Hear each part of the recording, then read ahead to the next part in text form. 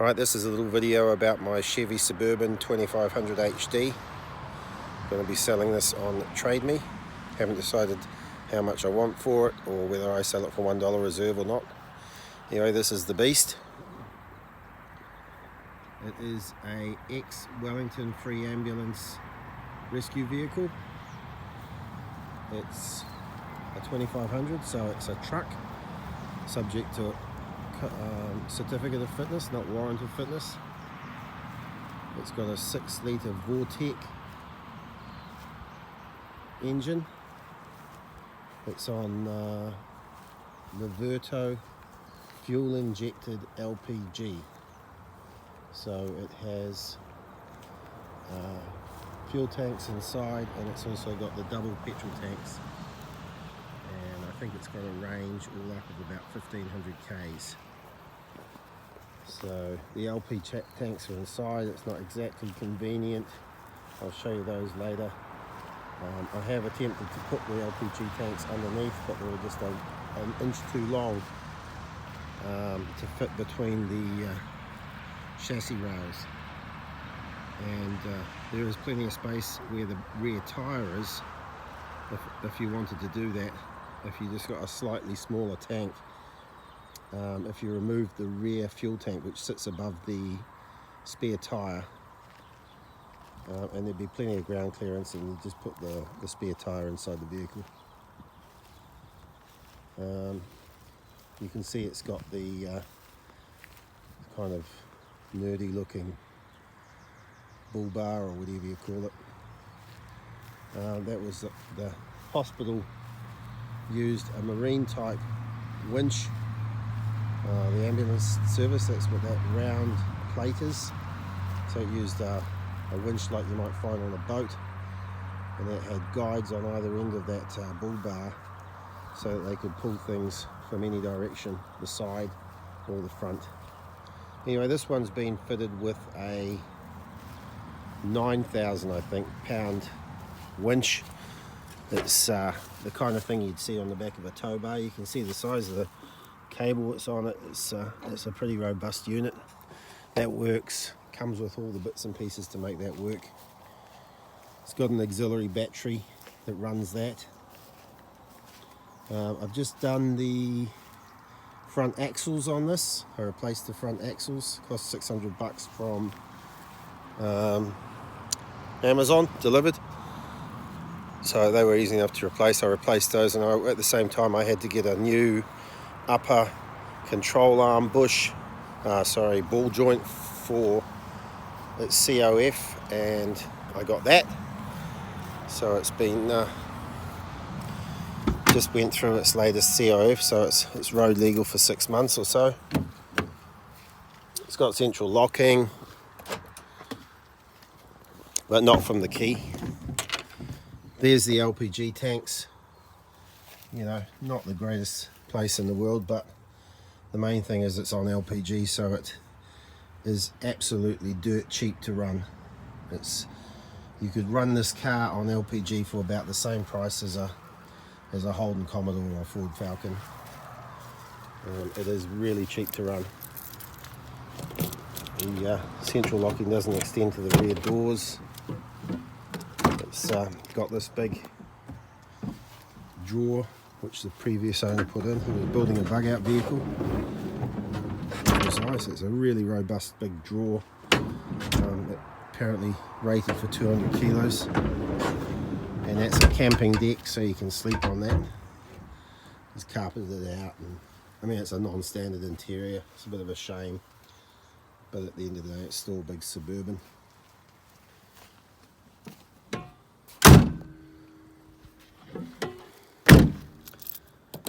The car's in really good nick, actually. There's no rust or anything. Ambulance service looked after it well. It's only got 180 something thousand k's on it. Very, very low mileage for one of these. There's another view of the tanks. There's the interior. Interior is not so great because it was used as an ambulance. I think they called this the base or the LT model. So it's a real basic version of it. It doesn't have cruise control.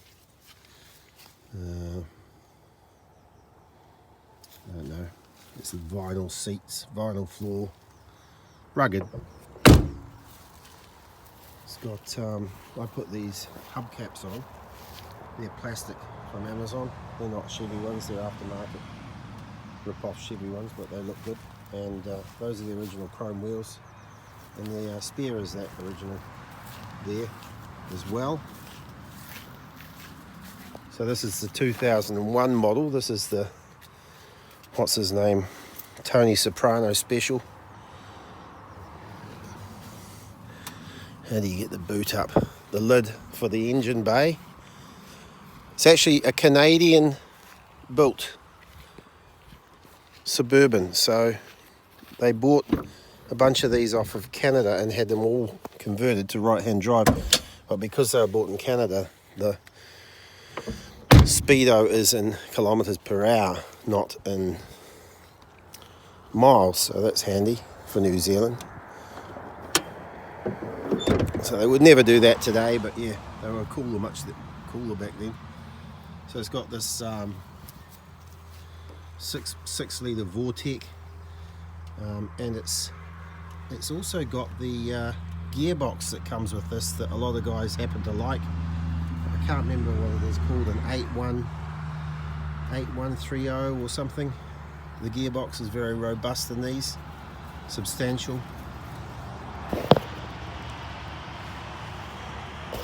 It's got this little charge controller. There's another battery in the back which is there for the auxiliaries, and it keeps that one in the back charged up. Those are the fuel injectors, Lovato. Those are the fuel injectors for one bank, and there's the other ones for the other bank. And it just, there's the, whatever those things do, the part of the LPG. Just changes over seamlessly, basically. In the summer, it takes about 15 or 20 seconds, and it changes onto LPG. In the winter, it can take a minute or more, but it's got to get the coolant up to 40 degrees C. When it sees 40 degrees C coolant, and the engine above 1500 RPM, it just flips it onto LPG. It always starts on petrol, ends up on LPG until the LPG tank's empty. And the LPG tank will run out completely before it changes over to petrol. You can hear it emptying out. So it's, I'll start it up.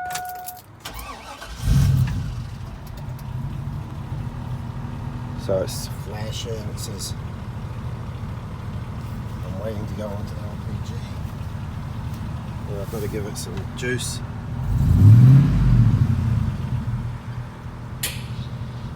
It's changed over.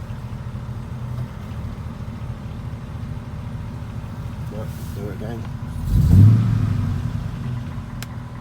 There she goes. So you can hear the little things ticking away.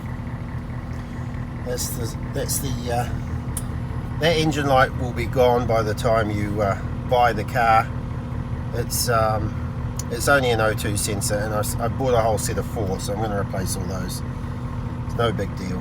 I've checked it with a scan tool. It's just a O2 sensor, so no biggie. Yeah, 183,276 kilometers.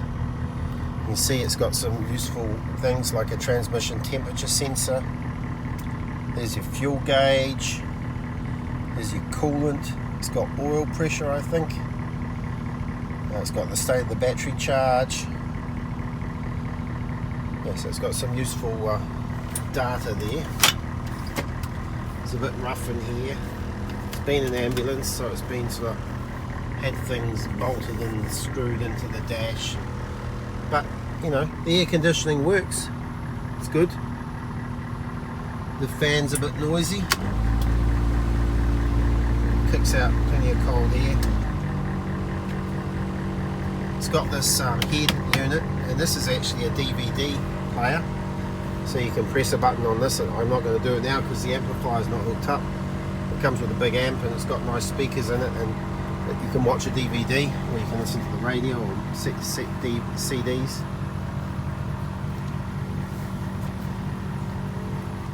That's the state of the roof.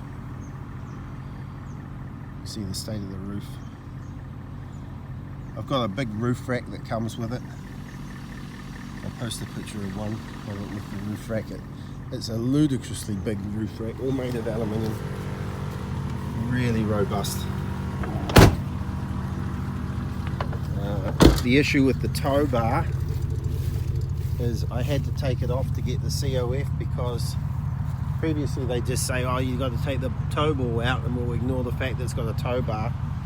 But now they want me to take the whole thing off, so I took it off. And whoever buys it, you can have the tow bar with it, but technically it's not legal because it's not certified, and you have to find someone to certify it. I don't know who would do that, but in Taupo that's not so easy to do, but in Auckland that'd be a piece of piss, I guess. Looking underneath, I just put this Magnaflow exhaust in it.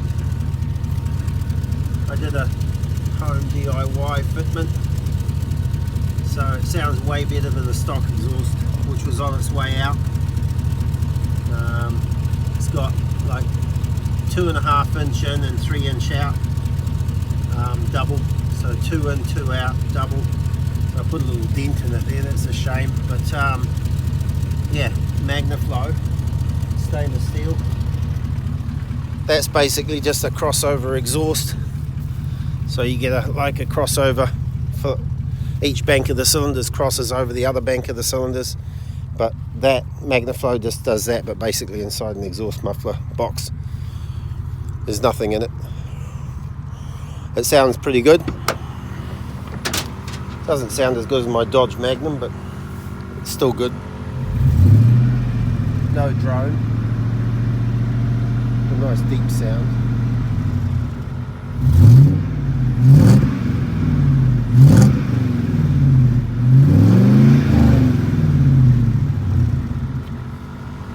Of course, you're getting that sound on LPG, so you can't argue with that.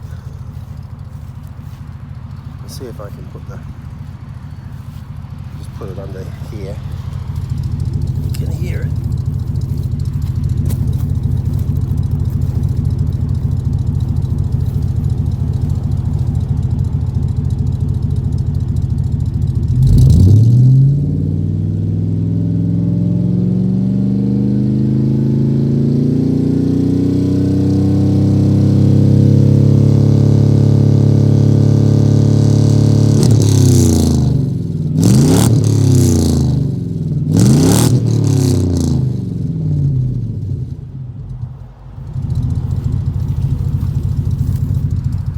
So it's a mean sounding exhaust. It was well worth the extra money for that. It was like $600 delivered from Amazon. 4-wheel drive, of course. Got like a tow rating of 9,000 pounds or 8,000 pounds. It can tow like 4.5 ton in New Zealand. It's unlike a ute, you know, a 3.5 ton ute that says, oh, I can tow 3.5 ton. This thing really can tow like safely those big weights. It's designed to do that. Everything's stock in here apart from the fitment of the LPG. This is an extra box here for the LPG computer. These engines are super basic anyway. Parts for these things are dirt cheap on Amazon. There's so many of them. All the Silverados, the Tahoes. The Tahoe's the same vehicle. A lot of the cop cars were Tahoes, are Tahoes. So parts for these things are really cheap. You've really only got to pay the shipping. What else can I say? Oh, it's got tinted rear glass, which is cool. Looking for my dogs. And I got those plates, Duma. Those plates go with it. It's a bug out vehicle after all. It's supposed to be bugging out before the end of time. I actually replaced these mirrors. These mirrors were off of, these are aftermarket mirrors on Amazon. These were like $60, like $60. My ones had this piece missing and were looking tacky, so I just replaced it. What else?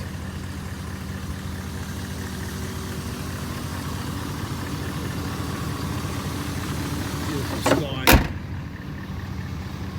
Take a step back. see how cool this truck looks.